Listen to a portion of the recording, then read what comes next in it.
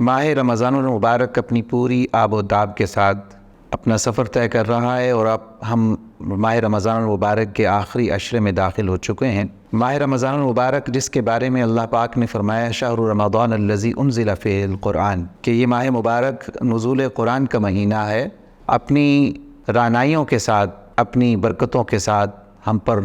سایہ فگن ہوا اور اللہ پاک کی رحمتیں لٹاتا رہا۔ آخری عشرہ جب آتا ہے تو اس کے حوالے سے آپ صلی اللہ علیہ وسلم کا معمول کیا تھا ہمیں معلوم ہونا چاہیے کہ آپ صلی اللہ علیہ وسلم نے ارشاد فرمایا ایک حدیث میں کہ فیہ لیلہ، اس میں ایک رات ہے، خیر من الف شہر، جو کہ 1000 مہینوں سے زیادہ بہتر ہے، زیادہ افضل ہے۔ تو اس مہینے میں اللہ رب العزت نے جو سب سے بڑا انعام رکھا ہے وہ شب قدر ہے۔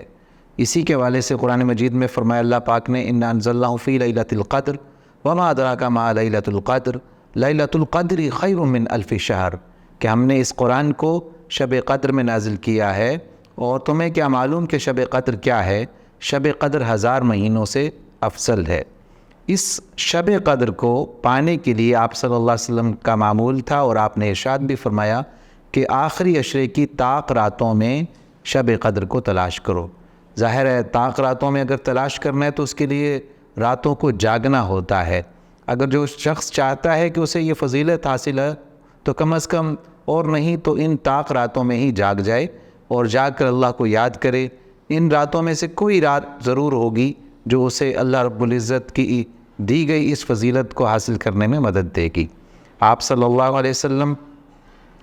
عام طور پر اس کی ساری راتوں میں قیام کو طویل فرماتے تھے، لیکن طاق راتوں میں آپ صلی اللہ علیہ وسلم زیادہ فرماتے تھے۔ اور آج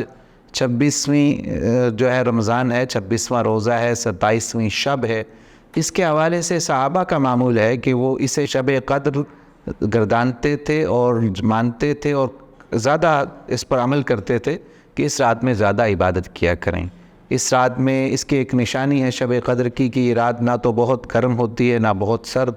اور بڑی ہی معتدل قسم کی پلیزنٹ قسم کا موسم اس میں اللہ نے رکھا ہوتا ہے، اور اس رات میں کتے بھونکتے نہیں ہیں، یہ بہت ساری علامات موجود ہیں۔ اصل چیز یہ ہے کہ قدر کرنے والوں کو شب قدر ملتی ہے۔ یہ قدر جو ہے اللہ رب العزت جب عطا فرماتا ہے تو یقیناً جسے یہ شب قدر مل جاتی ہے تو اس کی اللہ کے ہاں قدر ہو جاتی ہے۔ تو اگر سمجھیں فلسفہ تو وہی ہے کہ اللہ کے بندو، اللہ سے اپنا تعلق استوار کرو، اللہ رب العزت کے ساتھ مناجات کرو، اللہ رب العزت کے حضور ذکر و اذکار کرو، اپنے گناہوں کی معافی چاہو۔ ایک اہم بات میں کرنا چاہتا ہوں ناظرین، کہ جب کسی شخص کا اسٹیشن قریب آتا ہے، منزل قریب آتی ہے، تو منزل قریب آنے پر وہ اپنا سامان سمیٹتا ہے، ساری چیزوں کو چیک کرتا ہے اور دیکھتا ہے کہ مجھے اترنا ہے تو میری ساری چیزیں پوری ہو گئی ہیں کہ نہیں۔ آخری عشرہ بھی اس چیز کا پیغام لاتا ہے کہ اب رمضان المبارک مکمل ہونے کو ہے، جو کوتاہیاں رہ گئی ہیں اس پر اللہ سے معافی طلب کر لو، اور جو کچھ کر سکتے ہو اس کو کرنے کی تدبیر کرو۔ تو ابھی بھی جو موقع ہے اس موقع کو ضائع نہ جانے دیں، محنت کیجئے، جو کمیاں رہ گئی ہیں وہ پوری کیجئے۔ اس میں حضور صلی اللہ علیہ وسلم صدقہ بھی کثرت سے کیا کرتے تھے، یعنی رمضان المبارک میں خود روزہ رکھتے تھے، دوسروں کے روزوں کا بھی اہتمام کرنے کا ارشاد فرماتے تھے، روزے داروں کو افطار کرنے کا بھی حکم فرماتے تھے، اور غمخواری کا مہینہ ہے تو اس میں اپنے ارد گرد بسنے والے لوگوں کے دکھ درد کو بانٹتے کے لیے پورا ایک آپ صلی اللہ علیہ وسلم نے میکنزم دیا ہے۔ تو آج ہم عہد کریں کہ اللہ کے اس پاک مہینے کو ایسے ہی رخصت نہیں کریں گے، بلکہ اس کے رخصت ہونے سے پہلے اپنے معاملات کو دیکھیں گے، اور اس معاملے میں جو ہمیں اللہ نے یہ ہماری تربیت کی ہے،